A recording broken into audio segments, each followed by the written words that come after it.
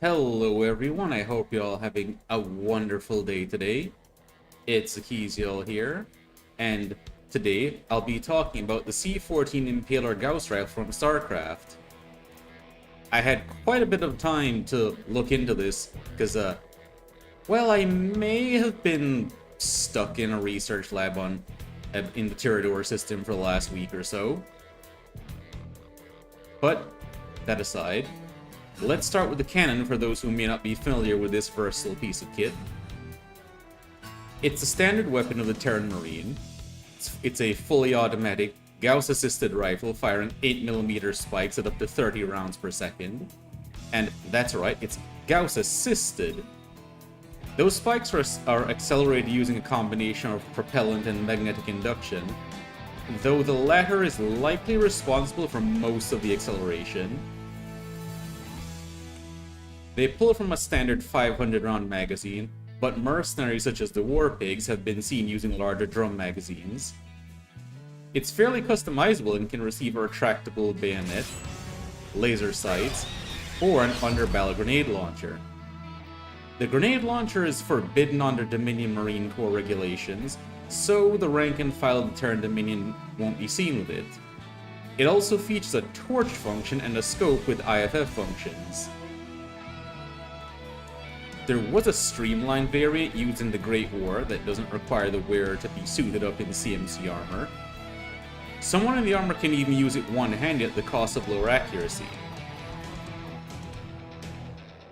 But what about those 8mm spikes it fires? Standard spikes are made of depleted uranium, but there are others. Steel-tipped spikes maim instead of kill, as hard as that may be to believe considering the velocity those spikes travel at. There are also hollow point, incendiary, and armor-piercing spikes. It has a maximum burst size due to its capacitor. This means that each shot depletes some of the charge from the capacitor until it's completely drained, at which point it must be recharged from the rifle's internal power supply or an external one. This prevents excessive expenditure of ammunition, which is something that the Terrans initially had problems with. Marines are putting far more rounds into their targets and were needed to put them down. Then again, there's no kill quite like overkill, is there?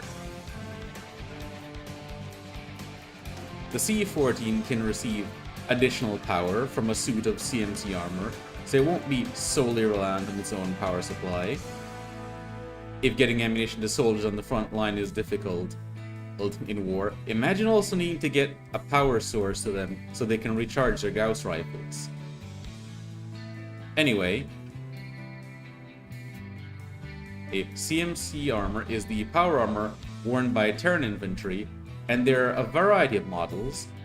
I believe the variant worn currently by Marines is the CMC 400A. Maybe I'll talk about the armor in detail if there's enough interest. But, according to canon, the depleted uranium spikes can penetrate 2 inches, that's 5.08 centimeters of steel. But for a depleted uranium projectile traveling at hypersonic speeds, that always seemed a bit suspect to me. So, using a calculator, which I will link in the description, which calculates the penetration values for tank shells, I modeled the armor penetration capabilities of the C14 spikes after APFSDS rounds. Why? Despite the C14 ammunition shown in the Wings of Liberty cinematics, they have always been described as spikes and not bullets. This fixes the issue of the barrels being much wider in the cinematics than they should be for an 8mm spike. I input what cannon information there is on the C14 round. The total length of the depleted uranium spike is 100mm, and the diameter is 8mm. The density of depleted uranium is 19,050 kilograms per meter cubed, and given that it travels at a hypersonic speed, the minimum velocity will be Mach 5, which is 1.715 kilometers per second, or 0.728 miles per second. The maximum will be Mach 10, which is 3.43 kilometers per second, or 2.13 miles per second. We don't know the frustrum length or diameter upper base, so I use the proportions of the M829. Thus, I assume the length to be 16.8 millimeters, and the diameter upper base to be 1 millimeter due to it being a spike and assumedly terminating in a pointed tip. For the target, I use the average density of steel because I could not find a good source for the density of rolled homogeneous armor steel, which has a Brinell hardness number of 302 to 400. So, with all these bits of info into the calculator, I found that the minimum penetration values would be 123.6 millimeters or 4.87 inches at point blank range, and the maximum penetration at point blank would be 160.4 millimeters, which is 6.31 inches. But wait! There's more. Not only would the standard infantry weapon of the Terran Marine have a much greater penetrating power than the 2 inches of steel listed in canon, but there's another facet which I rarely see brought up in discussion. Now, according to a paper published by researchers in Acta Armamentari, an official journal run by the China Ordnance Society, extensive organ damage would be caused by shockwaves that form in front of projectiles traveling at hypersonic speeds. They were said to have tested this by shooting pigs in the thigh with hypersonic rounds, and noted that it left crater-like wounds and even caused brain damage. Now, a hard enough target, such as a vehicle, would cause the depleted uranium to shear and send small, sharp fragments inside it, just as what happens with modern tank shells. So while it would pierce a neat little hole for a soft target, being armored would make it worse. And by armored, I mean heavily armored, because the Gauss rifles cut through the Terran Marine armor with ease. Instead, in the case of a more armored target like, say, a Marauder, which, for those not familiar with StarCraft, imagine someone with RPGs strapped to their arms and wearing armor that makes them essentially a walking tank.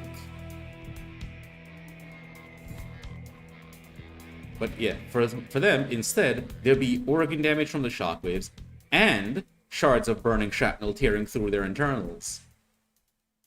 That is, if the spike doesn't melt or fragment either mid-flight or on contact, like a steel ball that was said to have been accelerated to 4,000 meters per second, or Mach 11.6.